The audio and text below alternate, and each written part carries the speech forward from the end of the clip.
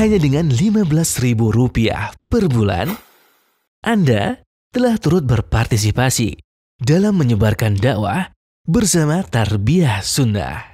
Barakallahu fikum. Baik, bismillahirrahmanirrahim. Assalamualaikum warahmatullahi wabarakatuh. Alhamdulillahilladzi hadana lihadza wa ma kunna linahtadiya laula an hadanallah. Wa ashhadu an la ilaha illallah wahdahu la syarika lah. Wa ashhadu anna Muhammadan abduhu wa rasuluh. Sallallahu alaihi wa ala alihi wa ashabihi wa sallam tasliman katsira wa ba'd. Para pendengar radio Tarbiyah Sunnah Bandung, di mana saja Anda berada, juga para pendengar radio-radio lain yang ikut gabung pada kajian kita di pagi hari ini, para pemirsa Persada TV dan TV-TV lain, serta para netizen melalui akun medsos manapun di mana saja Anda berada. Alhamdulillah kembali kita berjumpa untuk melanjutkan kajian Fiqih Al-Asma'ul Husna. Pada pertemuan yang lalu kita sudah membahas salah satu di antara nama Allah Al-Qahir dan Al-Qahhar. Sekarang kita lanjut kepada nama Allah yang berikutnya, yaitu Al-Warith. Mana Al-Warith secara bahasa yang mewariskan. Mewariskan artinya yang memberi warisan. Adapun yang menerimanya adalah ahli waris. Yang memberi warisan pewaris, yang menerima warisan ahli waris. Allah adalah al-warith, pewaris yang memberikan warisan. Di dalam Al-Quran nama al-warith ada di 3 ayat, tapi dengan bentuk kata jama'. Warithun atau warithin. Seperti firman Allah dalam surah Al-Hijr ayat ke-23. Allah berfirman, wa inna la nahnu nuhyi wa numit wa nahnul warithun. Dan sesungguhnya kamilah yang menghidupkan dan yang mematikan. Dan kamilah al-warithun. Kami yang memberi warisan atau kamilah pewaris. Di dalam ayat ini, lafaz atau nama warithun atau pewaris dihubungkan dengan sifat menghidupkan dan mematikan. Nanti kita akan tahu apa sebabnya, apa rahasianya. Itu dengan lafaz jama' al-warithun karena menggunakan lafaz nahnu wa nahnul warithun. Arti nahnu secara bahasa adalah kami.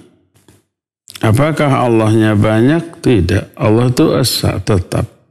Penggunaan kata nahnu di sini pertama li ta'zim, untuk menunjukkan keagungan Allah Azza wa Jalla. Yang keduanya dalam aplikasinya, dalam pelaksanaannya, Allah melibatkan makhluk. Seperti kata-kata atau ayat inna nahnu nazzalna dzikr wa inna lahu lahafizun. Sesungguhnya kamilah yang menurunkan az-zikr, menurunkan Quran. Pakai lafaz kami. Karena pada pelaksanaannya penurunan Al-Quran kepada Nabi SAW melibatkan makhluk. Siapakah makhluk itu? Malaikat Jibril. Digunakanlah kata nahnu. Inna nahnu nazzalna dzikra wa inna lahu lahafizun. Dan kami pula lah yang akan menjaganya. Ketika menjaga kemurnian Al-Quran, Allah juga melibatkan makhluk. Kalau ada orang yang akan memalsu Al-Quran, disadarkanlah kaum muslimin, terutama para ulamanya, para penguasanya. Lalu mereka bereaksi. Kemudian dicegahlah penyebaran Quran palsu tersebut. Jadi digunakan kata nahnu karena dalam pelaksanaannya Allah menggunakan atau melibatkan makhluk. Termasuk dalam hal warithun wa nahnul warithun. Kamilah pewaris. Pertama, Allah mengagungkan dirinya sendiri dan dia layak untuk demikian karena keagungannya. Dan yang kedua, dalam pelaksananya melibatkan makhluk. Dalam surah Al-Anbiya 89 Allah menyatakan wa Zakaria idnada rabbahu rabbi la tadharni fardan wa anta khairul warithin. Dan ceritakan olehmu tentang Zakaria, salah satu nabi, ayahanda dari Nabi Yahya. Ketika Zakaria berdoa kepada Rabbnya, kepada Allah. Dalam doanya beliau berkata, Rabbi la tadharni fardan. Ya Allah, jangan biarkan aku sendirian. Jangan biarkan aku tidak memiliki anak dan turunan. Sudah sepuh, istrinya juga demikian, tapi enggak punya anak juga. Tetap berdoa kepada Allah. Dan dikabul, lahirlah Yahya. Rabbi la tadharni fardan. Ya Allah, jangan engkau biarkan aku sendirian. Wa anta khairul warithin, dan engkaulah sebaik-baik pewaris. Khairul warithin. Nama Allah sekaligus sifat Allah Al-Warith. Dalam surah Al-Anbiya 89 Allah menyatakan wa kam ahlakna min qaryatin batirat ma'isyataha fatilka masakinuhum lam tuskan min ba'dihim illa qalila wa kunna nahnul warithin. Betapa banyak negeri yang kami binasakan ketika penduduk penghuni negeri tersebut sedang bersenang-senang dengan kekayaannya. Maka itulah tempat-tempat tinggal mereka yang tidak ditempati setelah mereka kecuali hanya sedikit. Dan kami adalah pewaris. Nah, ini 3 ayat yang mengandung kata-kata Al-Warith sebagai nama sekaligus sifat bagi Allah dengan lafaz jama'. Apa makna Al-Warith? Makna Al-Warith adalah al-baqi ba'da fana'il khalqi fa kullu man siwahu za'il wa kullu man adahu fanin. Wa huwa Allahu azza wa jalla al-hayyul ladzi la yamut. Al-baqi alladzi la yazul. Ilaihi al-marja' wal muntaha. Wa ilaihi al-ma'al wal masir. Yufni al-mallaka wa amlakahum. Wa yarithu tabaraka al-khalqa ajma'in. Li'annahu baqin wa hum fanun wa daimun wa hum zailun. Makna al-warith adalah al-baqi. Al-baqi itu yang abadi. Setelah seluruh makhluk fana. Fana itu hancur binasa. Kullu man 'alaiha fan. Semua yang ada di alam jagat raya ini akan binasa. Kullu syai'in halikun illa wajhah. Segala sesuatu pasti akan binasa illa wajhah, kecuali wajah Allah. Mana illa wajah ay illa malikal wajh, kecuali pemilik wajah tersebut, yaitu Allah secara keseluruhan. Zikrul khas wa urida bihi amah. Disebut sebagian wajah Allah, tapi yang dimaksud keseluruhan dari zat Allah. Itu abadi, kullu syai'in halikun illa wajhah. Nah, segala sesuatu selain Allah pasti akan musnah. Segala sesuatu selain Allah pasti akan binasa. Dialah Allah yang maha hidup, yang tidak diawali oleh kematian dan tidak diakhiri oleh kematian. Dialah yang abadi, yang tidak pernah musnah. Kepada dialah kembalinya segala macam urusan. Dan hanya kepada dia tempat kembali seluruh makhluk. Dia membinasakan seluruh raja penguasa beserta kerajaan dan kekuasaannya. Dia mewariskan kepada seluruh makhluk. Tapi apa yang diwariskannya fana, yang diberi warisan juga fana, yang memberi warisan itu abadi.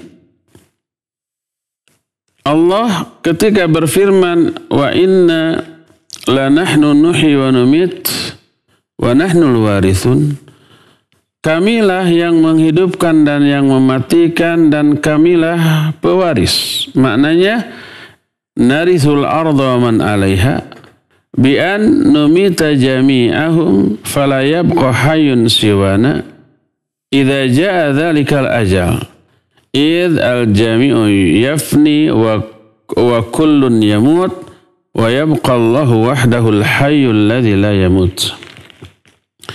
Makna kamilah pewaris artinya kami mewariskan bumi beserta seluruh makhluk yang ada di atasnya. Dalam bentuk kami mematikan mereka semuanya. Tak ada satupun yang hidup yang tersisa selain kami ketika datang ajal mereka. Karena semua makhluk akan fana. Semua yang bernyawa akan mati. Maka abadilah Allah. Satu-satunya yang maha hidup dan tidak akan pernah mati. Dalam surah Maryam ayat yang ke-40, inna nahnu narisul arda wa man 'alaiha wa ilaina yurja'un. Sesungguhnya kamilah yang mewariskan bumi beserta isinya. Lalu kepada kamilah, hanya kepada kamilah mereka semuanya kembali. Di dalam ayat ini ada tambih, peringatan, ada warning, ada wanti-wanti. Bagi orang yang terlalaikan oleh dunia, tersibukkan dari ibadah yang menjadi tujuan diciptakannya mereka.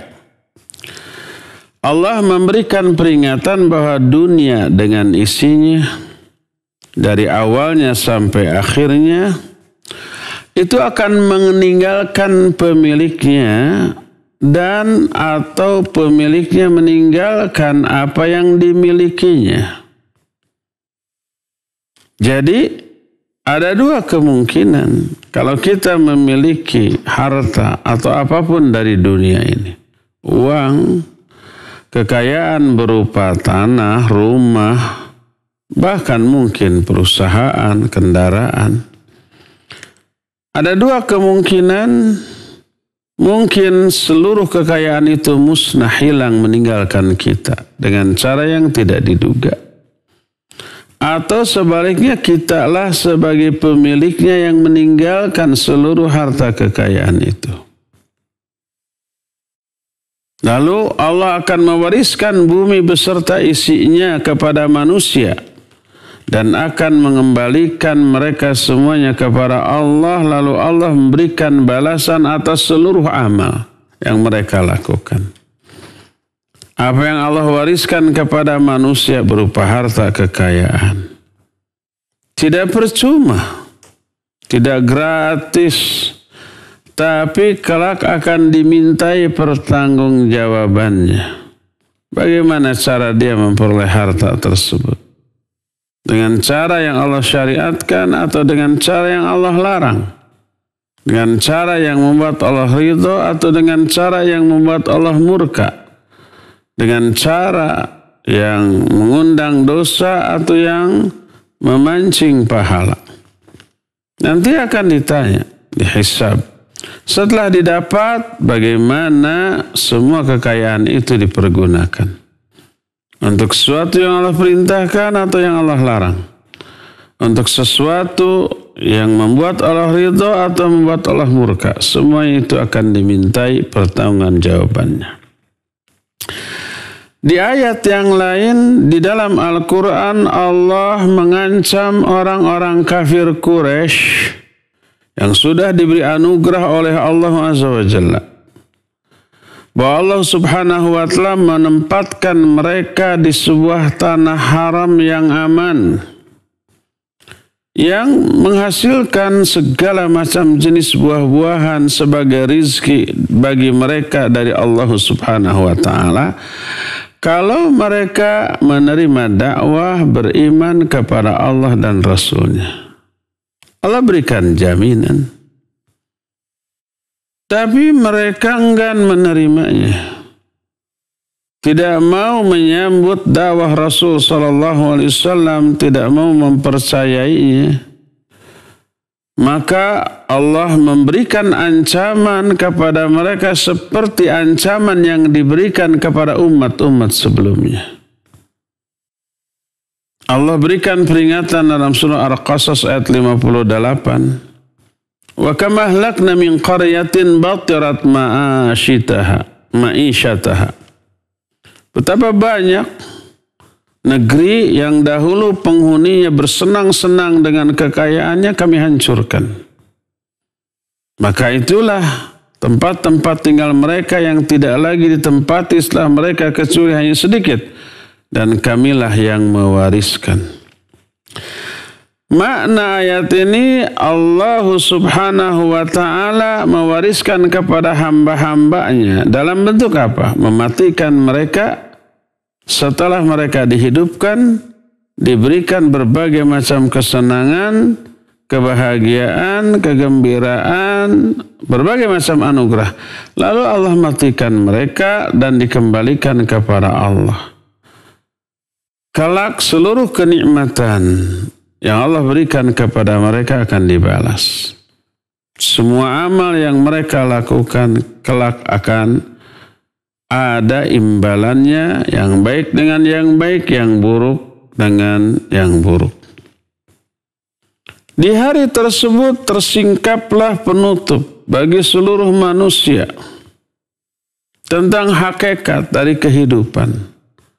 Kalau di alam dunia ini, mata manusia hanya memandang kehidupan dunia. Tidak memikirkan kelak kehidupan di akhirat. Dunia saja. Akhirat hanya ilusi dalam pandangan mereka. Adanya surga, adanya neraka, adanya alam kubur, adanya hisab, adanya kiamat, adanya kehidupan di alam mahsyar, adanya syirat, ilusi bagi mereka. Makanya tidak terlalu difikirkan. Di hari kiamat sebaliknya, tersingkaplah hakikat dari kehidupan. Ketika dunia sudah tiada, sudah hancur, hilanglah seluruh hasrat mereka yang berkaitan dengan kesenangan duniawi. Keterkaitan mereka dengan hati mereka kepada dunia hilang, musnah. Dulu ketika hidup di dunia mereka menyangka mereka akan abadi dalam kehidupannya di dunia. Bahwa kekayaan dan kekuasaannya pun akan abadi mereka memiliki di dunia. Dan mereka itu tidak akan dikembalikan kepada Allah Azza wa Jalla. Setelah kiamat terjadi, seluruh apa yang dihayalkan, diyakini oleh mereka musnah. Yang ada adalah keyakinan di hari itu bahwa seluruh kekuasaan hanyalah milik Allah yang esa dan kuasa. Dan Allah lah yang mewariskan bumi beserta isinya, mewariskan tempat tinggal beserta kekayaannya kepada mereka, tapi seluruh yang mereka miliki di dunia itu tidak bermanfaat di hari tersebut. Putus asalah harapan hati mereka untuk melanjutkan kesenangan hidup. Yang ada adalah penyesalan. Yang ada adalah rasa kekecewaan terhadap sikap mereka. Mereka mengabaikan hidup abadi di akhirat hanya untuk memburu kehidupan yang fana di dunia. Umar bin Abdul Aziz rahimahullahu ta'ala khutbah di hadapan manusia, dan ini khutbahnya yang terakhir.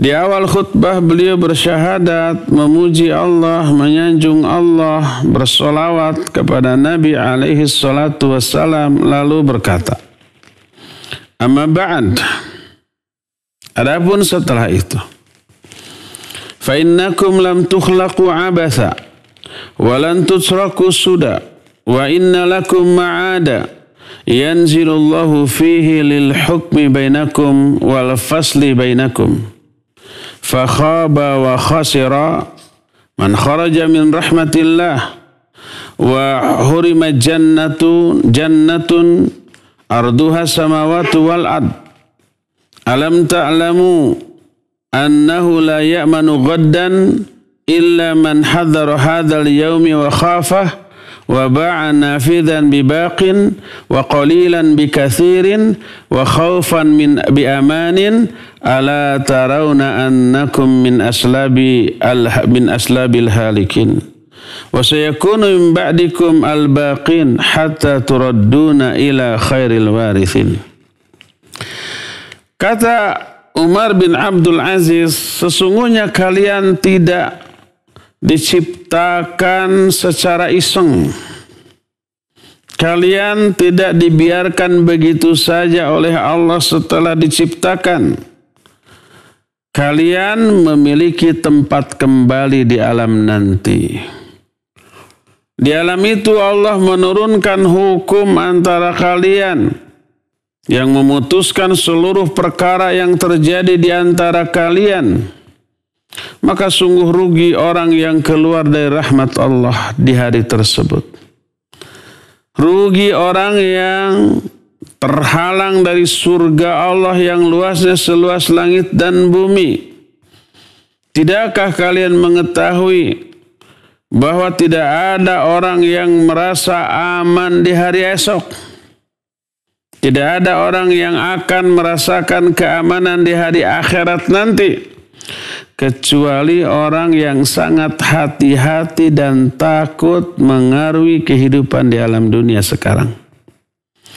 Kecuali orang yang menjual yang fana dengan yang kekal. Orang yang menukar yang sedikit dengan yang banyak.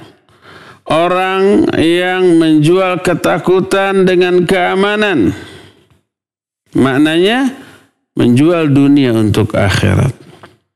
Dunia disebut sesuatu yang fana, maka diabaikan untuk meraih yang abadi, yaitu akhirat.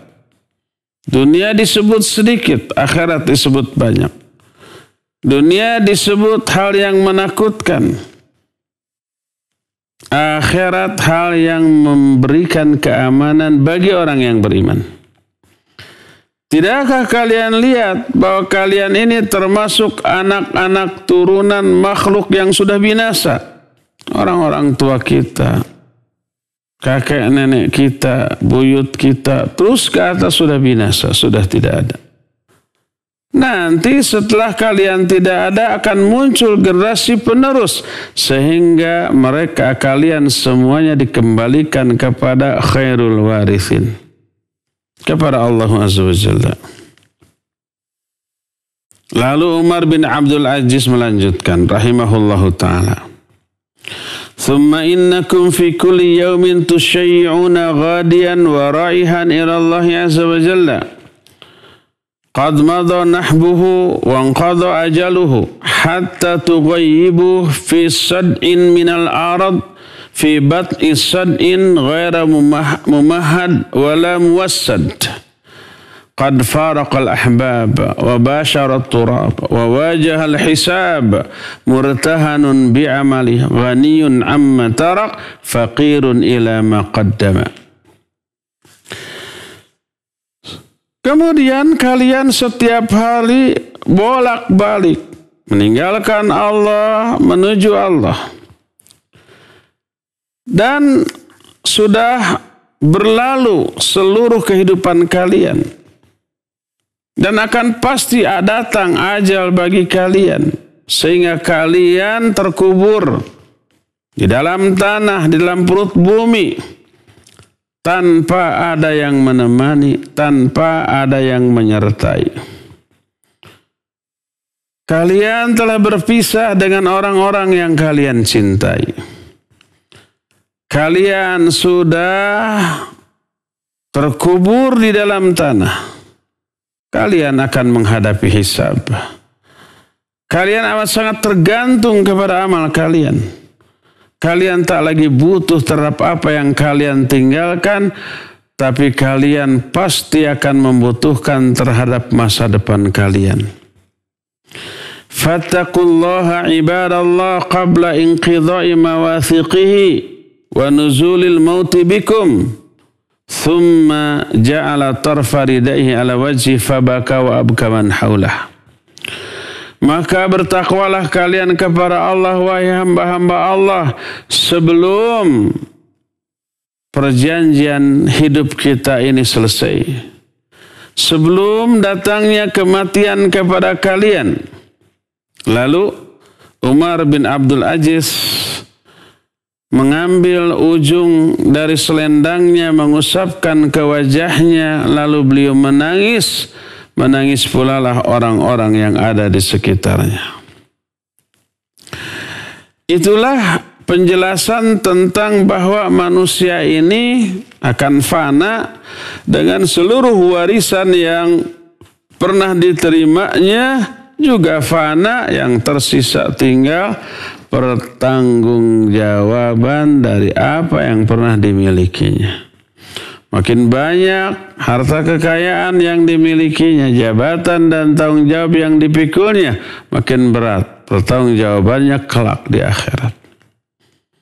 Makin sedikit hartanya, makin sedikit tanggung jawabnya di muka bumi, makin ringan dan enteng hisabnya di akhirat. Oleh karena itu, para ulama ketika melihat orang lain amat sangat menginginkan kekayaan, jabatan, kekuasaan, pangkat, popularitas, dan yang sejenisnya. Dan itu yang menjadi impian mereka. Dikejar dunia ini dengan berbagai macam cara. Diingatkan, apa kamu menginginkan hisab yang berat bagi dirimu atas semua yang kamu kejar itu?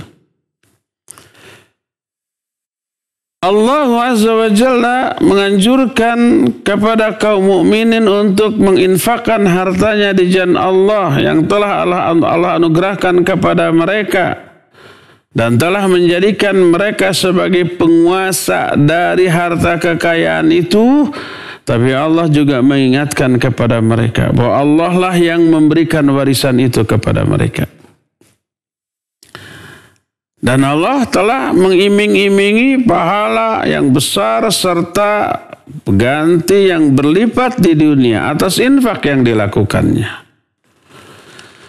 Al-Quran surah Al-Hadid ayat yang ke-7 menyatakan, Aminu billahi wa rasulih wa anfiqu mimma ja'alakum mustakhlafina fih falladzina amanu minkum wa anfaqu lahum ajrun kabir. Berimanlah kalian kepada Allah dan kepada Rasulnya. Dan infakkan oleh kalian sebagian dari harta yang Allah telah menjadikan kalian sebagai pemilik, penguasa dari harta itu. Maka orang-orang yang beriman di antara kalian dan menafkahkan, menginfakkan sebagian rizkinya kepada mereka, lahum ajrun kabir. Bagi mereka ada pahala yang sangat besar. Semua kekayaannya itu warisan dari Allah Azza wa Jalla. Karena Allah adalah pemberi warisan. Allah menyatakan dalam surah Al-Hadid ayat yang ke-10, "Wa ma lakum alla tunfiqu fi sabilillah walillahi mirathus samawati wal ard." Kenapa kalian tidak mau menginfakkan harta kalian di jalan Allah, padahal milik Allah lah seluruh warisan yang ada di muka bumi ini, di langit dan di bumi. Dalam hadis yang sahih diriwayatkan oleh Imam Muslim dari Mutarrif, dari bapaknya yaitu Abdullah bin Shikhir radhiyallahu an. Abdullah bin Shikhir menyatakan, "Ataitun Nabi alaihi salatu wasallam wa huwa yaqra alhaakumut takatsur." Aku datang kepada Rasul alaihi salatu wasallam. Ketika itu beliau sedang membacakan surah At-Takatsur, alhaakumut takatsur. Kata Allah, bermegah-megahan, banyaknya harta telah melalaikan kalian. Kesenangan dengan harta membuat kalian lalai dari ibadah. Berkata Rasul sallallahu alaihi wasallam ketika menafsirkan ayat ini, yaqul ibnu Adam mali mali. Qal wa hal laka ya ibna Adam min malika illa ma akalta wa fa'afnaita aw labista fa'ablaita aw tasaddaqta fa'amdaita. Kata Rasul sallallahu alaihi wasallam, berkata anak Adam, manusia, kita, ini hartaku, ini hartaku, ini hartaku, semua di aku. Mungkin dia memiliki harta yang melimpah, rumah yang banyak, perusahaan. Uangnya hanya angka. Di bank, orang yang punya umpamanya 100 miliar, apakah ngagunduk itu uangnya di gudang? Tidak. Hanya angka saja. Di komputer. Di database di bank bisa, kalau dicairkan 100 juta nggak mungkin. Berapa puluh gudang yang harus disiapkan, perusahaan di mana-mana, rumah, tanah dan seterusnya. Ini hartaku, hartaku, di aku. Dibantah oleh Allah Azza wa Jalla. Wahai ibnu Adam, tidak ada harta yang kamu miliki kecuali 3. Pertama, ma'akalta fa'afnait. Pertama, apa yang sudah kamu makan, kemudian sudah hilang, musnah. Itu harta kita. Karena sudah ternikmati, baik berupa makanan ataupun minuman. Setelah dimakan, setelah diminum, sudah terbuang dalam bentuk yang menjijikan. Kedua, aulabista fa'ablaita, atau baju yang sudah kamu pakai lalu usang. Itu juga harta kita. Karena kita nikmati, kita pakai, kita gunakan. Yang ketiga, utasaddaqta fa'amdaita, atau harta yang sudah kamu sedekahkan. Itu membuat pahala dari yang disedekahkan itu abadi, itu hartamu. Selain itu, enggak. Yang belum kamu makan, belum kamu pakai, belum kamu sedekahkan, belum tentu itu hartamu. Rumah yang mentereng, kendaraan mewah yang banyak, uang yang tidak terhitung, tanah kebun yang juga begitu luas, perusahaan yang banyak, belum tentu itu milikmu. Begitu kamu mati, sudah kamu tidak memiliki kuasa apa-apa lagi. Semua harta yang kamu tinggalkan jadi milik orang lain, milik ahli waris. Yang tersisa bagi dirimu apa? Tanggung jawab, hisab atas hartamu. Hartanya dinikmati orang lain, hisab dan tanggung jawabnya tetap berada di pundakmu. Kemudian Allah Azza wa Jalla, penguasa langit dan bumi, penguasa segala sesuatu, menyatakan bahwa bumi ini akan Allah wariskan kepada hamba-hamba yang dikehendakinya. Sebagaimana firman Allah pertama dalam surah Al-A'raf 128, qala Musa liqaumih ista'inu billahi wasbiru innal arda lillahi yurithuha man yasha'u min ibadihi wal 'aqibatu lil muttaqin. Berkatalah Musa kepada kaumnya, minta tolonglah kalian kepada Allah dan bersabarlah. Sesungguhnya bumi ini milik Allah, yang Allah akan wariskan kepada hamba-hamba yang Allah kehendaki, tapi akibat baik selalu milik orang-orang yang bertakwa. Lihat lagi Al-A'raf 137, wa awrathna al-qauma alladhina kanu yustad'afuna masyariqal ard wa magharibaha allati barakna fiha. Kemudian kami wariskan kepada satu kaum yang dahulunya tertindas, lemah. Kami wariskan bumi bagian timurnya dan bagian baratnya yang telah kami berkati sekelilingnya. Tadinya terjajah, dan secara matematis, secara real, nggak mungkin bisa lepas dari penjajahan karena lemahnya mereka dan kuatnya si penjajah. Allah mudah mengatur, membalikan keadaan. Seperti keadaan umpama Nabiullah Musa dan Bani Israel di tangan kaum Qibti yang dirajai oleh Fir'aun. Nabi Musa dan kawan-kawannya dan pengikutnya nggak punya kekuatan, nggak punya kemampuan untuk tempur, makanya tidak diperintahkan jihad melawan Fir'aun. Ditindas, diintimidasi, dijajah, diperbudak, dikejar-kejar, mau dibunuh, mau dihancurkan. Bahkan sudah laki-lakinya dibunuh, wanita-wanitanya dibiarkan. Apa yang terjadi? Kekuasaan Fir'aun musnah. Kaum Nabi Musa fakir, miskin, lemah, terjajah. Lawannya Fir'aun, Qarun, Haman. Semuanya itu berkuasa, kaya. Sampai si Qarun itu kunci-kuncinya saja dipikul oleh orang-orang kuat berbelas-belas orang. Saking banyaknya kekayaan, seluruhnya musnah. Qarun diamblaskan ke dalam tanah beserta harta kekayaannya. Fir'aun ditenggelamkan di Laut Merah, seluruhnya mati. Nabi Musa dan Bani Israel yang lemah masih hidup, kemudian mereka menjadi khalifah di muka bumi, mewarisi bumi dan isinya. Juga dalam surah Al-Ahzab 27 Allah menyatakan wa awrathakum ardahum wa diyarahum wa amwalahum wa ardan lam tatauha wa kana Allahu ala kulli syai'in qadira.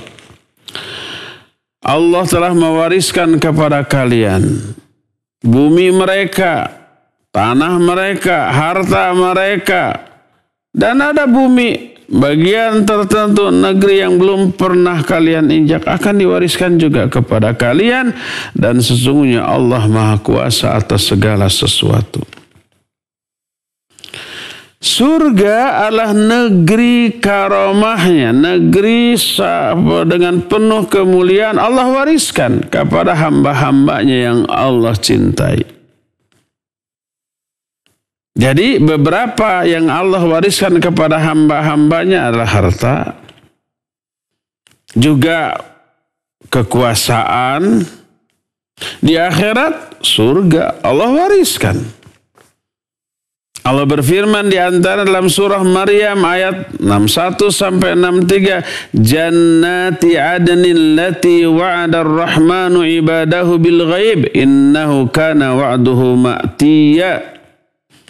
La yasma'una fiha lagwa wala illa salama walahum rizquhum fiha bukrata wa ashiya tilkal jannatul lati nurithu min ibadina man kana taqiyya.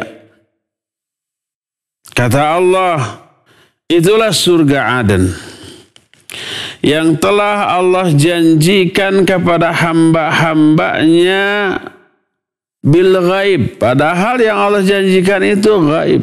Surga itu kan gaib. Kita nggak bisa melihat, mendengar, merasakan, mencapainya untuk sekarang. Hanya berupa janji. Janji yang gaib. Tapi yakin. Itu surga Aden. Sesungguhnya apa yang Allah janjikan itu pasti akan diberikan. Di dalamnya, di dalam surga Aden itu mereka tidak pernah mendengar perkataan yang sia-sia. Kecuali perkataan yang penuh keselamatan.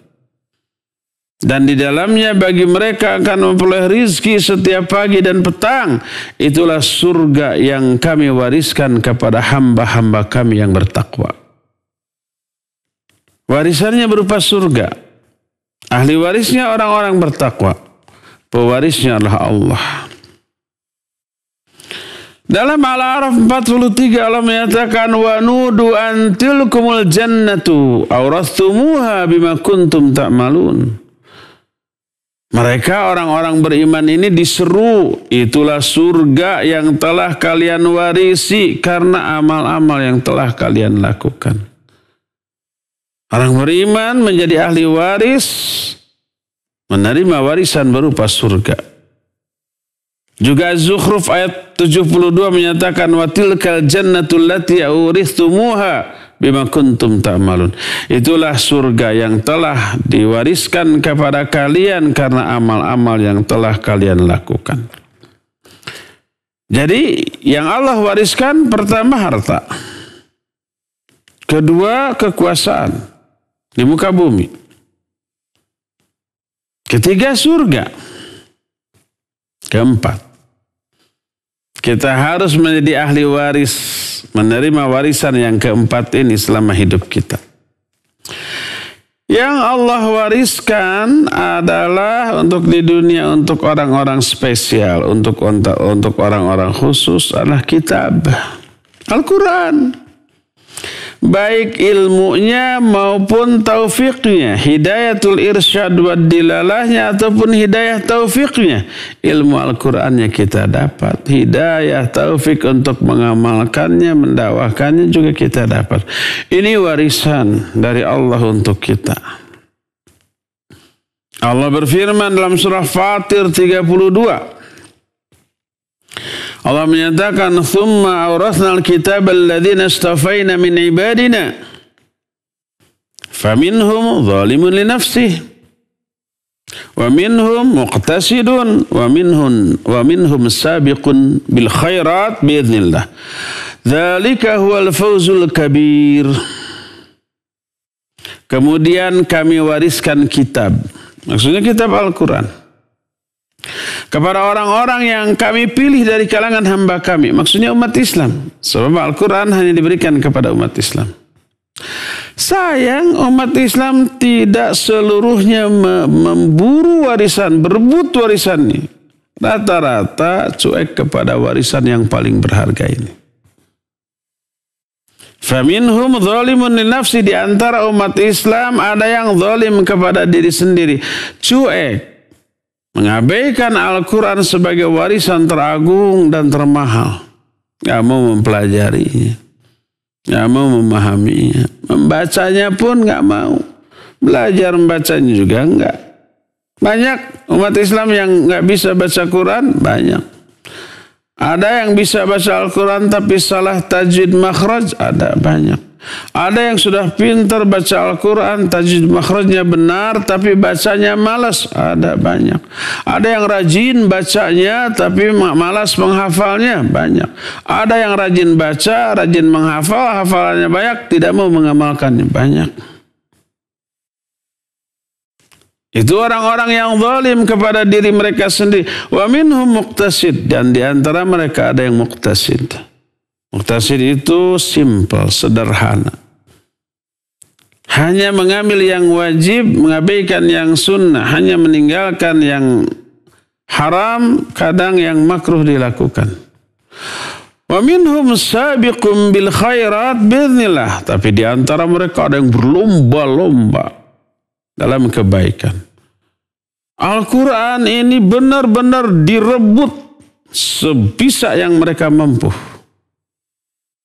Kalau warisannya berupa harta, orang berebut sampai saling sikut, saling tendang, saling menzalimi yang lain asal dia dapat bagian terbanyak. Kalau warisannya berupa harta kayak gitu.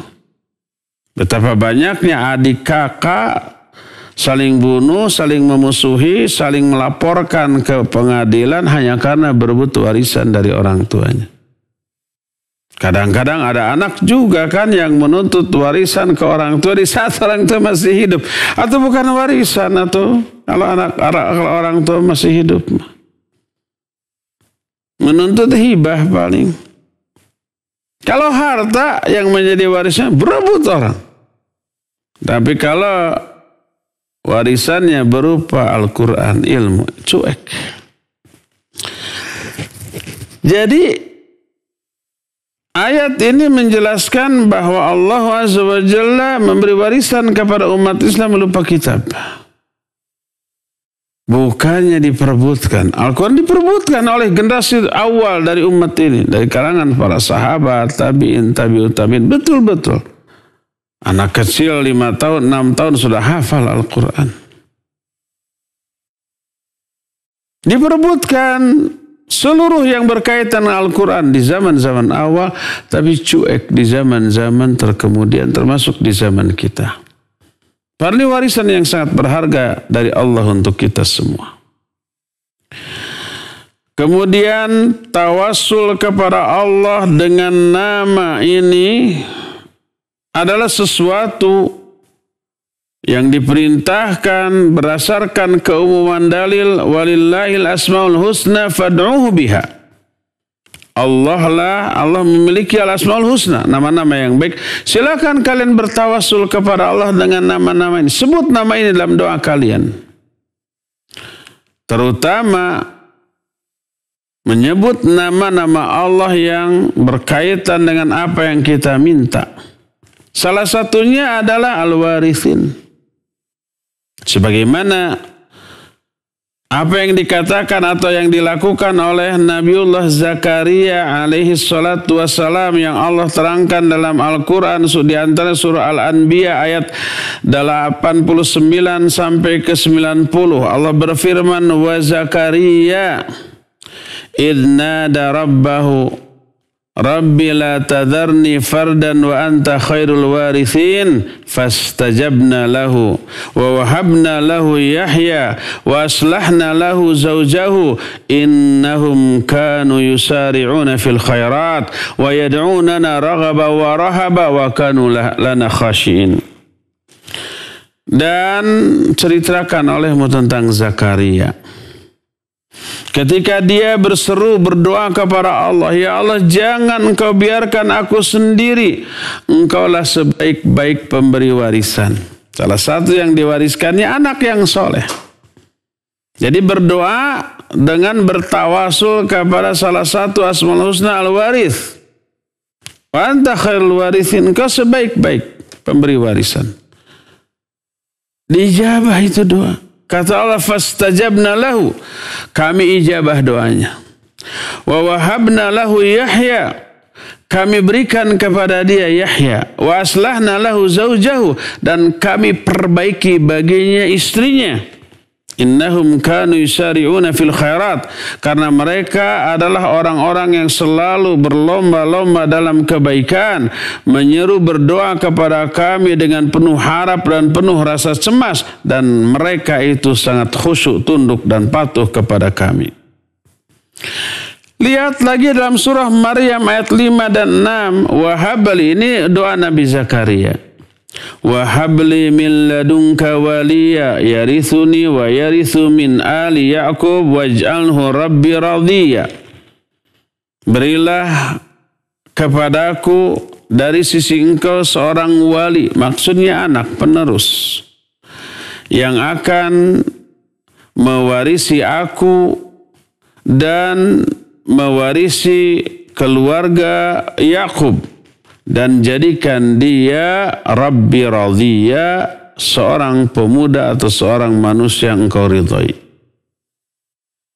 Ini minta anak turunan diberi Yahya sesuai dengan harapan.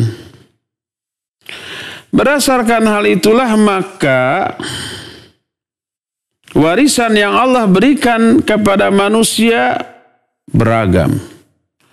Sudah diterangkan, bisa harta, termasuk juga jabatan, pangkat, kekayaan. Bisa juga kekuasaan. Bisa juga nanti di akhirat surga yang semoga Allah menjadikan kita semua sebagai ahli waris bagi surga. Mewarisi surga, menerima warisan surga dari Allah Azza wa Jalla. Bisa berupa kitab Al-Quran ini, termasuk bisa berupa anak. Semuanya merupakan warisan yang Allah berikan kepada kita. Jadi warisan dari Allah beragam kepada manusia. Makanya tak heran apabila salah satu di antara nama sekaligus sifat bagi Allah Azza wa Jalla, dia adalah waris dan sebaik-baik pemberi warisan. Berdasarkan hal itulah maka salah satu di antara adab ketika berdoa kepada Allah menyebut salah satu asmaul husna atau beberapa asmaul husna di antara waris. Sebagaimana Zakaria menyatakan wa anta khairul warithin, engkaulah sebaik-baik pemberi warisan. Inilah penjelasan tentang salah satu di antara nama dan sifat Allah yaitu Al-Waris. Cukup sampai di sini. Insyaallah kita akan lanjut pada kesempatan yang akan datang melanjutkan nama dan sifat Allah yang lainnya. Wassallallahu ala nabiyina Muhammadin wa ala alihi wa wasallam. Mangga. Baik, syukron Ustaz atas pembahasan materi tentang mengenal Al-Waris di pagi hari ini. Dan ikhwati man azanillahu wa iyyakum, para pendengar dan pemirsa dimanapun antum berada, kami mengundang kepada antum semua yang akan bertanya kepada Ustaz, silahkan bisa melalui line telepon untuk bertanya langsung di line telepon di nomor 02286862637. Sekali lagi, untuk bertanya langsung kepada Ustadz silakan bisa melalui line telepon 02286862637 ataupun bisa mengirimkan pertanyaan melalui pesan singkat ke nomor 081122711476. Baik, kita akan angkat telepon terlebih dahulu. Ya, silakan. Assalamualaikum warahmatullahi wabarakatuh. Assalamualaikum warahmatullahi wabarakatuh. Silakan Pak Mulyono. Ya, Ustaz, saya mau tanya, para sahabat wali dulu berdoa meminta yang baik, tapi kalau sekarang kan banyak orang nadar meminta jadi orang yang pintar kalau nanti lulus segala sesuatu itu. Kenapa itu sekarang begitu? Sekian, assalamualaikum warahmatullahi wabarakatuh. Waalaikumsalam warahmatullahi wabarakatuh. Pak Mulyono di Margahayu, barakallahu fiik. Kalau yang nanya Pak Mulyono nggak perlu ditanya ini dari siapa, dari mana, udah hafal. Dulu para nabi berdoa kepada Allah Azza wa Jalla setelah melakukan berbagai macam ibadah, sampai disebut oleh Allah kanu yusari'una fil khairat wa yad'unana raghaba wa rahaba. Mereka itu sebelum berdoanya itu orang-orang yang berlomba-lomba dalam melakukan kebaikan, beribadah kepada kami dengan harap-harap cemas. Makanya doanya mantap dan dikabul dan tak pernah putus asa. Orang zaman sekarang bukan ibadah dulu terus berdoa, tapi berdoa lalu janji kalau doanya dikabul baru mau ibadah. Kan ada yang begitu ya, banyak yang disebut dengan nazar. Ya Allah, kalau umpamanya saya lulus ujian, saya akan tahajud selama sebulan full. Padahal tahajud tuh mau ibadah tuh jangan apa ya, disyaratkan dulu kalau lulus ujian. Kalau umpamanya saya dapat jodoh, saya nazar mau menginfakkan setengah dari harta saya. Kalau nggak dapat jodoh, enggak. Kalau tadi ujiannya nggak lulus, nggak tahajud. Jadi untuk melakukan ibadah pun minta syarat dulu kepada Allah. Penuhi dulu keinginan saya akan ibadah kepadamu. Kan gitu ya. Buruk apa jelek ini? Buruk dan jelek sebenarnya. Makanya hukum nazar makruh. Tapi kalau sudah diucapkan, wajib ditunaikan. Kalau tidak ditunaikan, dia berdosa. Saya kalau keinginan saya terpenuhi, saya akan sholat berjamaah di masjid di awal waktu bersama imam seterusnya, seumur hidup. Kalau keinginannya terkabul. Padahal mau terkabul mau tidak, mau punya keinginan mau tidak, berjamaah berbayar di masjid bersama imam wajib. Berdasarkan pendapat yang lebih rajih. Makanya kata Rasul SAW, nazar itu adalah sesuatu yang dikeluarkan oleh orang yang bakhil. Saya mau infak kalau saya sembuh. Bakhil itu. Kalau nggak sembuh, mah nggak mau infak. Rajin mau infak harus dipenuhi dulu keinginannya. Oleh karena itulah maka hukum nazar makruh. Tapi kalau sudah dilakukan menjadi wajib untuk ditunaikan. Ya, wallahu a'lam bishawab. Silakan. Baik, syukran Ustadz atas jawabannya. Kita beralih ke penanya selanjutnya melalui line telepon. Ya, silakan. Assalamualaikum warahmatullahi wabarakatuh. Waalaikumsalam warahmatullahi wabarakatuh. Dengan Bapak siapa di mana? Kang Mulud dari Bogor, Ustaz. Kang Mulud dari Bogor. Silakan. Kang Mulud. Ustaz, ini ada beberapa pertanyaan gitu. Kajian yang hari kemarin saya nggak sempat nanya karena baru udah gitu. Kalau seorang itu berbuat maksiat, kemudian setelah berbuat maksiat itu dia muncul keinginan untuk bertobat dan terus memperbaiki ibadahnya karena khawatir akan dihukum dengan akibat kemaksiatannya. Apakah itu masih bentuk kasih sayang Allah bagi si hamba tersebut? Kemudian yang kedua, kalau misalkan kita lagi duduk tasahud awal dalam kondisi bermakmum kepada imam dan imamnya lama, misalkan agak lama, sementara kita sudah habis tuh bacaan tasawufnya gitu. Apakah boleh kita melanjutkan dengan doa-doa yang lain seperti di tasawuf akhir gitu?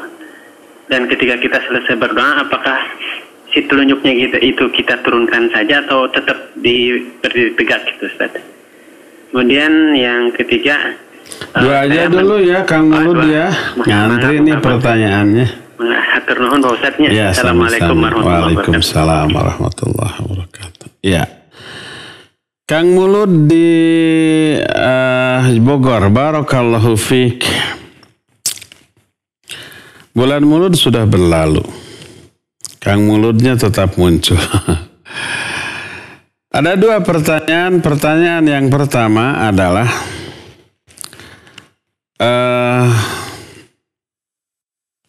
apa yang melakukan kemaksiatan apakah? Iya, kalau sudah bermaksiat muncul keinginan untuk tobat.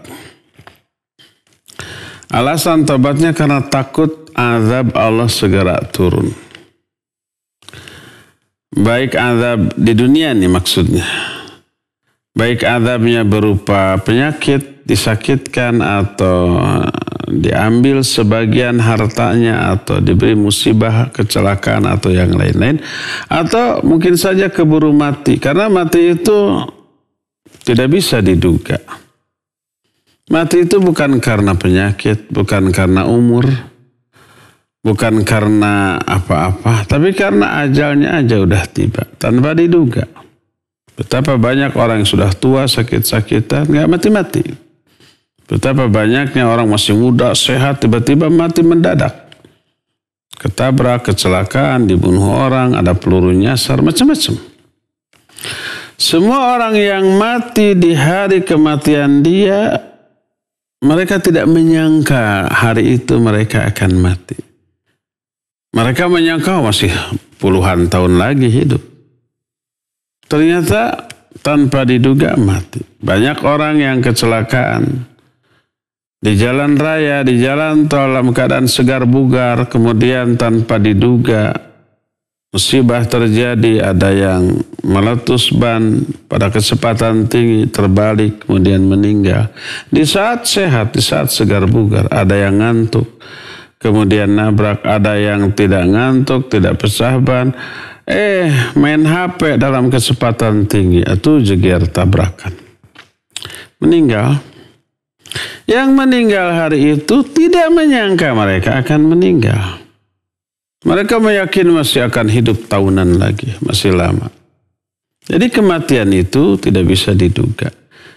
Jangan merasa umurnya masih panjang hanya karena sehat, hanya karena masih muda, hanya karena tidak ada masalah yang mengancam nyawanya. Enggak.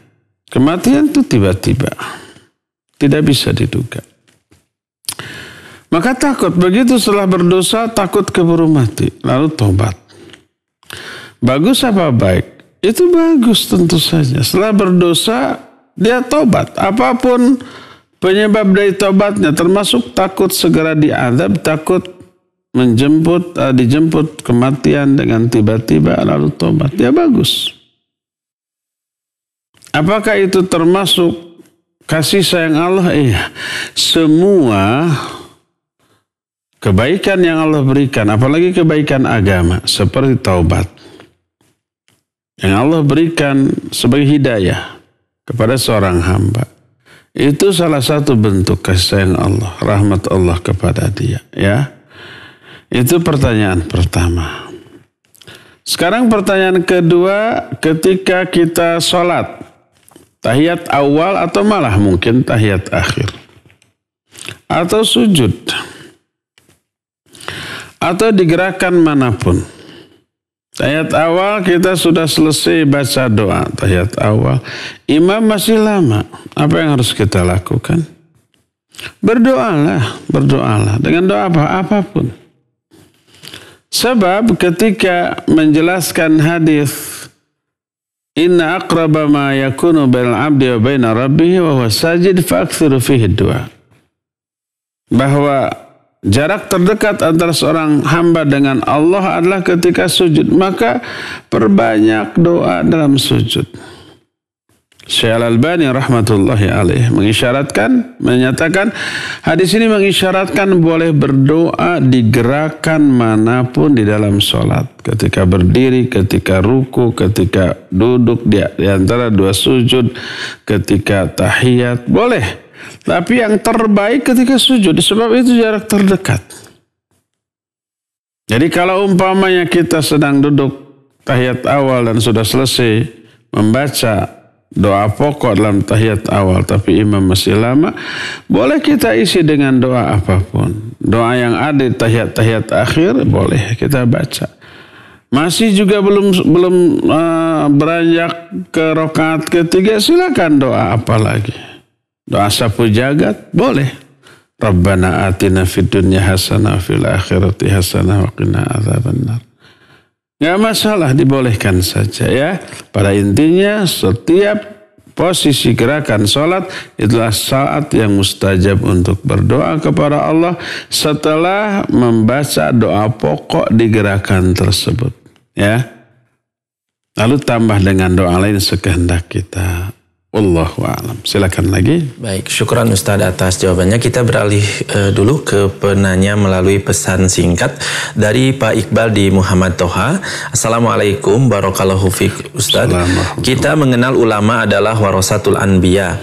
Mohon dijelaskan perbedaan sifat Allah sebagai al-waris dan Nabi sebagai waris bagi ulama. Jazakumullahu khairan. Silakan Ustaz. Baik. Wa jazakallahu khaira Pak Iqbal di Muhammad Toha, dentis ini. Wa anta khairul warithin, engkau sebaik-baik ahli waris. Menunjukkan Allah bukan bukan ahli waris, sebaik-baik pewaris. Kalau ahli waris yang menerima warisan. Kalau pewaris yang memberi warisan. Engkau sebaik-baik pewaris. Kalau sebaik-baik pewaris menunjukkan bukan satu-satunya pewaris. Ada pewaris lain, tapi Allah lah yang terbaik. Siapa saja selain Allah pewaris, ya kita semua pewaris. Yang memberi warisan kepada siapa? Ya kepada anak-anak turunan kita, kepada ahli waris kita. Para nabi adalah pewaris. Siapa ahli warisnya? Para ulama. Apa yang diwariskannya? Ilmu. Sebagaimana hadis al-anbiya'u, innal anbiya'a warathatul anbiya'. Innal ulama'a warathatul anbiya'. Innal ulama'a warathatul anbiya'. Wa innal anbiya lam yuwarithu dinaran wala dirham. Wa innama warathul ilma. Faman akhadahu bihadzin wafir. Kata Rasul SAW, para ulama ahli waris para nabi, bukan pewaris ya. Banyak orang yang salah menerjemahkan ulama itu pewaris para nabi. Oh, kalau pewaris ulama dong yang memberi warisan kepada para nabi. Salah. Ulama ahli waris. Ahli waris itu yang menerima warisan. Pewaris yang memberi. Para nabi pewaris. Para ulama ahli waris bagi para nabi. Dan para nabi tidak mewariskan dinar atau dirham. Hanyalah yang mereka wariskan ilmu. Maka siapa orang yang mengambil ilmu, berarti dia sudah mengambil bagian terbanyak dari warisan para nabi. Makna warisan maknanya ya sama. Seperti mendengar melihat, maknanya sama. Mendengar itu idrakus saut. Makna mendengar adalah mampu menangkap suara. Itu makna mendengar. Memberi warisan maknanya sama, memberi sesuatu. Cuma yang beda hakikat dan kaifiyat. Kalau kita memberi warisan tersebut dengan cara langsung. Ini ada uang, ada harta, bagi-bagi. Kita gitu ya. Setelah kita mati tentu saja ya. Yang membagi mereka. Atas bimbingan orang yang berilmu tentang hukum waris. Kalau para nabi memberi warisan kepada para ulama berupa ilmu, ya caranya kita sudah tahu. Para ulama itu mempelajari. Tidak kalau umpamanya ahli waris menerima warisan harta tanpa harus usaha. Duduk, tidur, merem juga dapat warisan tuh. Tapi kalau para ulama ingin memperoleh warisan para nabi, harus berjuang, berusaha, belajar. Harus mengurangi tidur, mengurangi makan, mengurangi main-main, mengurangi rileks dan santai. Fokus mempelajari ilmu. Banting tulang, peras keringat, peras air mata. Ya, baru dapat warisan yang banyak dari para nabi berupa ilmu. Nah, itu warisan para nabi dengan warisan orang berupa harta artinya udah berbeda kaifiat dan hakikatnya. Apalagi Allah Azza wa Jalla. Cuma kita mengetahui apa saja yang diwariskan oleh Allah. Harta diwariskan. Kekuasaan, pangkat, jabatan, popularitas diwariskan. Surga juga diwariskan. Al-Quran juga diwariskan. Anak juga diwariskan. Itu yang diwariskannya kita tahu berdasarkan penjelasan ayat dan hadis-hadis yang tadi. Jadi makna warisannya sama. Seperti makna mendengar, makna melihat sama. Idrakus saut, idrakun nur. Melihat itu mampu menangkap cahaya dengan retina mata. Mendengar itu maknanya mampu menangkap suara. Tapi caranya berbeda-beda. Cara mendengar kita dengan cara mendengar binatang aja beda. Cara melihat kita dengan cara melihat binatang aja berbeda-beda. Cara mengetahui kita dengan cara mengetahui binatang aja berbeda. Kita mengetahui gula dilihat, dicicipi, manis ini gula. Kalau semut mah nggak begitu cara mengetahui ada gula, nggak tahu gimana tuh. Semutnya di mana, gulanya di mana. Kalau ada gula berceceran datang, nggak tahu cara mengetahuinya gimana. Beda caranya. Itu makhluk dengan makhluk. Apalagi dengan Allah Azza wa Jalla. Ya, laisa kamitslihi syai'un wa huwas samiul basir. Wallahu a'lam. Baik, syukran Ustadz atas jawabannya. Kita beralih ke penanya selanjutnya dari tidak menyebutkan namanya. Ustadz, Assalamualaikum warahmatullahi wabarakatuh. Sejak Ana memasukkan 2 anak-anak ke Ponpes Qadarullah, Ana belum bisa bersedekah. Karena sehari-hari aja Ana jadi gali lubang tutup lubang. Insya Allah Ana ikhlas karena seperti yang Ustadz bilang di kajian sebelumnya, uang yang dikeluarkan untuk anak-anak yang belajar ilmu agama sama dengan mengeluarkan harta di jalan Allah. Yang ingin Ana tanyakan, apa cukup dengan mengeluarkan biaya anak-anak Ana sudah termasuk sedekah? Atau Ana harus cari cara lain supaya Ana bisa bersedekah lagi? Apa Ana tidak termasuk rakus dengan harta dunia kalau Ana cari harta lagi selain dari yang Allah sudah kasih? Mohon nasihatnya Ustadz. Jazakallahu khairan wa barakallahu fiik. Silakan Ustaz. Ya, wa jazakallahu khairan wa fika barakallah. Fattaqullaha mastata'tum. Bertakwalah kalian kepada Allah sesuai dengan kadar kemampuan kalian. Kalau sudah mentok, ya sudah. Nggak perlu memaksakan diri. Nggak perlu menzalimi diri. Jadi kalau kita umpamanya hanya mampu mengeluarkan biaya untuk anak-anak kita mondok. Karena mondok ini tidak murah. Bukan membayar ke pondoknya, tapi biaya pengurusan anak di pondok. Anak di pondok itu kan makan sehari 3 kali itu. Kalau sekali makan umpamanya 10.000, 3 kali 30.000 sehari itu. Kali 30. 900.000 itu sekedar untuk makannya aja. Belum untuk yang lain-lain. Jadi kalau SPP per bulan 1.200.000 tidak mahal. Memang untuk kebutuhan si anak itu sendiri. Pondok itu sendiri hanya bisa mengurus anak-anak santri. Untuk bayar guru-guru, menambah fasilitas tidak diambil dari SPP si anak. Si anak SPP anak kembali ke anak.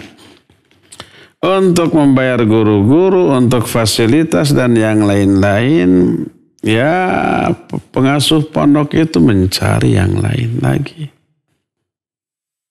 Makanya kalau mampu memberikan lebih sebagai SPP bagi anak, SPP-nya sekian, nih saya tambah. Alhamdulillah itu sangat-sangat membantu. Terkadang ada anak yang tidak bisa full. Setengahnya atau 1/4 atau bahkan kurang, ya kadang nunggak, itu harus ditutup oleh si pengurus. Oleh karena itulah maka kalau memang kemampuan seorang orang tua hanya mampu mengeluarkan biaya untuk pendidikan anak di pondok pesantren, untuk makan sehari-hari agak repot, koreh-koreh cok. Ada yang nyuruh kerja bisa makan, nggak ada yang nyuruh masih bisa makan. Cuma mungkin porsinya sedikit, setengahnya atau kurang. Sudah berusaha, sudah. Ya sudah, maksimal. Jangan menzalimi diri. Sampai saking ingin infak dan sedekahnya, sampai mengabaikan hak badannya, hak istrinya, hak anak-anaknya yang lain. Kita memiliki kewajiban kepada istri, kepada anak yang lain, dan kepada badan kita. Badan kita harus fit, harus sehat. Nggak boleh karena ingin mencari harta yang banyak, walaupun untuk kepentingan ibadah. Sampai memforsir diri, mengurangi tidur, mengeluarkan energi melebihi dari kemampuan yang ada. Akhirnya tumbang sakit, zalim kepada diri sendiri. Wali abdadina alainal haqq. Bagi badan kita memiliki hak atas diri kita. Tunaikan hak. Jadi tidak perlu memforsir diri Tidak perlu menzalimi diri kalau memang batas kemampuan kita sampai di sana. Allah lebih tahu. La yukallifullahu nafsan illa wus'aha. Fattaqullaha mastata'tum. Ya, demikian wallahu a'lam bissawab. Silakan lagi. Syukran Ustadz atas jawabannya. Kami mempersilakan bagi antum yang akan bertanya melalui line telepon di nomor 02286862637. Ya, silakan. Halo. Halo. Assalamualaikum. Waalaikumsalam warahmatullahi wabarakatuh. Dengan siapa di mana? Dengan Bapak Ridho di Buah Batu, Bandung. Dengan Bapak Ridho di Buah Batu. Silakan Pak Ridho. Ya, bismillah. Assalamualaikum Ustaz. Waalaikumsalam warahmatullahi wabarakatuh. Izin bertanya Ustaz, semalam anak sholat berjamaah Isya. Dan di rakaat keempat itu imam berdiri untuk rakaat kelima. Sudah diingatkan oleh makmum dengan tasbih subhanallah. Beliau dalam posisi berdiri akhirnya melakukan sujud tasyahud akhir gitu bersama makmum. Kemudian artinya duduk lagi gitu. Kemudian dia duduk lagi untuk tasyahud akhir. Jadi rakaat kelimanya dibatalkan. Dibatalkan, tapi sudah dalam posisi berdiri. Kemudian dia duduk lagi dalam keadaan tasyahud akhir bersama makmum. Kemudian beliau salam imam dan tidak melakukan sujud sahwi. Kemudian setelah beres sholat, beliau imam balik badan ke arah makmum. Kemudian beliau bilang bahwa seharusnya makmum itu mengikuti dia rakaat kelima dan nanti untuk bersama-sama sujud sahwi setelah salam. Nah, mohon penjelasannya paling itu Ustaz. Apa yang dikatakan oleh imam, pendapat imam sholat itu Ustaz. Itu saja mungkin pertanyaan dari saya Ustaz ya. Jazakallah khair, barakallahu fiik. Assalamualaikum warahmatullahi wabarakatuh. Ya, wa jazakallahu khaira wa fika barakallahu. Waalaikumsalam warahmatullahi wabarakatuh. Pak Ridho di Buah Batu ya. Barakallahu fiik.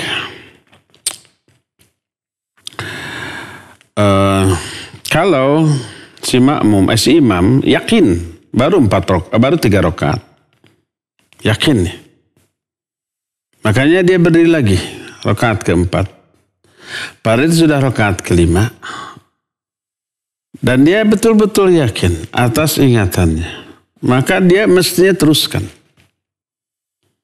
Dan kalau kekeh, ya apa boleh buat. Si makmum ikut nanti sujud sahwi bersama-sama imam. Tapi kalau umpama si imam ragu, tidak yakin bahwa ini rakaat keempat, lalu makmum banyak yang teriak subhanallah, maka mestinya si imam mengikuti tasbihnya makmum. Karena dia ragu atas dirinya dan lebih yakin atas teguran dari makmumnya, maka ya dia membatalkan rakaat kelima dan duduk.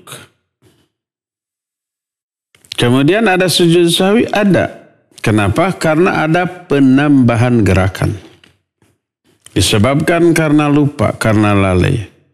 Penambahan gerakannya itu apa? Ya berdiri tadi. Jadi mestinya si imam setelah salam boleh bertanya kepada makmum untuk meyakinkan. Setelah semua makmum atau mayoritas makmum menyatakan iya tadi rakaat kelima, baru sujud sahwi. Dan si makmum juga ikut sujud sahwinya imam, walaupun makmum tidak ikut berdiri. Hanya imam yang berdiri, tapi ikuti gerakan imam berdasarkan keumuman hadis, innama ju'ilal imamu liyutamma bih. Imam hanyalah dijadikan untuk diikuti. Maka ikuti, walaupun si makmumnya tidak salah, imamnya salah. Ikuti. Nah, kalau imam tadi, kalau umpamanya saya berdiri, mestinya biarkan dan makmum ikut berdiri bersama imam. Loh, kenapa tuh dia duduk lagi? Kalau dia memang meyakini apa yang dikatakannya, mestinya dia bertahan. Mestinya dia bertahan ke rakaat kelima, terserah makmum ikut atau tidak. Nanti setelah itu dijelaskan ya, mestinya bagus begitu. Nah, jadi kalau si imam betul-betul yakin dia benar dan makmum salah, Ya kadang-kadang ada orang yang subhanallah padahal dia yang salah, imam benar gitu. Ada yang begitu ya. Jadi ini dikembalikan kepada keyakinan sang imam. Imam itu kadang punya trik tersendiri untuk menghindari lupa. Triknya itu beda-beda setiap imam. Karena triknya tersebut dia yakin dia benar. Ini rakaat keempat, bukan kelima. Ada yang nyeletuk ngomong, subhanallah. Dia mungkin mikir, berdasarkan trik yang saya biasa tetapkan, benar ini rakaat keempat loh. Salah satu trik yang dilakukan oleh imam itu agar tidak lupa, dia selalu menambah rakaat ketiga dengan salah satu surat pendek, umpamanya Qulhu. Dan dibolehkan rakaat ketiga membaca surat pendek. Surat yang keempatnya ditutup dengan doa, Rabbana hablana min azwajina wa dhurriyyatina qurratain Rabbana la tuzigh qulubana ba'da idh hadaitana wa hab lana min ladunka rahmah innaka antal wahhab. Seperti yang dilakukan Abu Bakar As-Siddiq radhiyallahu an. Itu selalu membaca ayat doa tersebut di rakaat terakhir. Karena itulah maka dia tidak lupa. Ini rakaat keempat. Sebab tadi baru rakaat sebelumnya saya baca Qul khususi Fatihah.